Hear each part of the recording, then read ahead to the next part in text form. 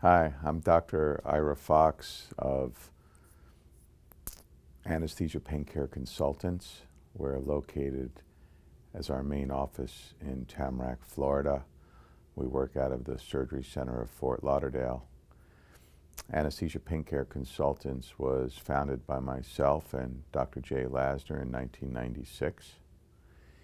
And since that time, we've this year seen our 70,000th new patient. I'm here today at the Miami Anatomical Research Center as part of our Latin American conference through WIP, the World Institute of Pain. WIP is an organization that's extremely vital in that we help educate people, even in the most remote areas of the world, exchange ideas amongst physicians on an international level. And having been involved with the organization for nearly 20 years, I can tell you there's been a major influence on my career as a pain specialist. My topic today was cervicogenic headaches. I'll be speaking about that in detail during my presentation, but I'll speak briefly at this time about the topic. It's a diagnosis that is frequently missed. There are many people suffering with headaches around the world, and the diagnosis of cervicogenic headache has a prevalence of between 1 and 13%, depending on which areas of the literature you look at. I sometimes think it could be even higher. It's a condition where headaches are basically presented and felt as a result of a dysfunction or problem stemming from the neck. There are different ways of classifying cervicogenic headaches. These were set up through the International Study Group as well as the International Headache Society. So as the diagnosis can be confusing, we want to make sure that we're not missing any intracranial issues, especially posterior fossa tumors. Having ruled that out, we would focus on our physical exam and note that patients with cervicogenic headaches have a very significant common finding, that being difficulty with range of motion, either flexion and very typically extension and lateral movements of the cervical spine. They will have palpable pain at the facet areas, and many of them will have secondary myofascial trigger points. Additional diagnostic potential is from the radiographic findings. That would entail X-ray, CAT scan, or MRI scanning. It should be noted, though, that very often the X-ray findings can be negative, especially in whiplash injuries. People who have sustained extensive trauma or whiplash injuries are very prone to cervicogenic headaches.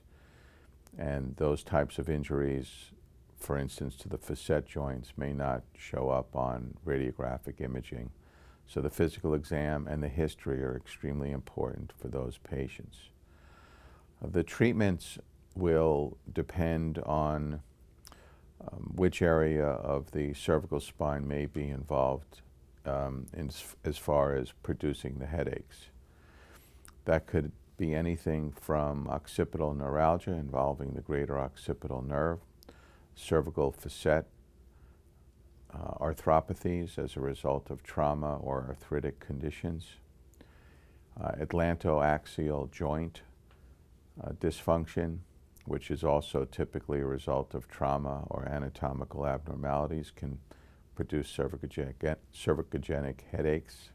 And based on the diagnosis, the treatment would begin as conservative with physical therapy, medications, nonsteroidal anti-inflammatory medications. There has recently been studied a pregabalin treatment for cervicogenic headaches that was very successful. Beyond that, interventional treatment would include greater occipital nerve blocks, pulsed radio frequency of the greater occipital nerve, cervical facet injections, radiofrequency ablation of the cervical facets to include the third occipital nerve. And the atlanto-axial joint can be injected as well. Beyond that, stimulation has been very promising as far as greater occipital nerve stimulation.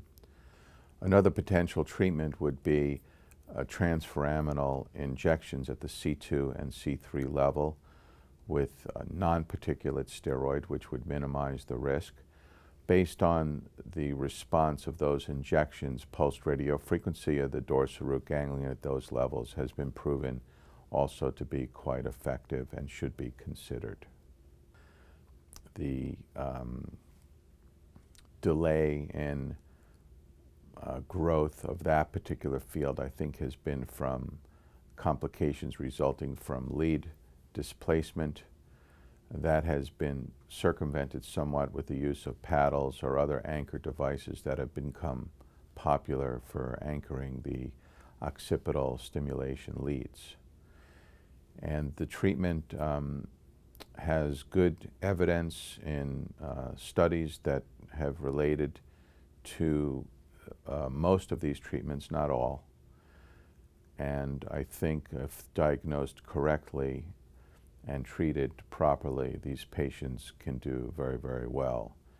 And certainly better than those patients who are misdiagnosed with other types of headaches.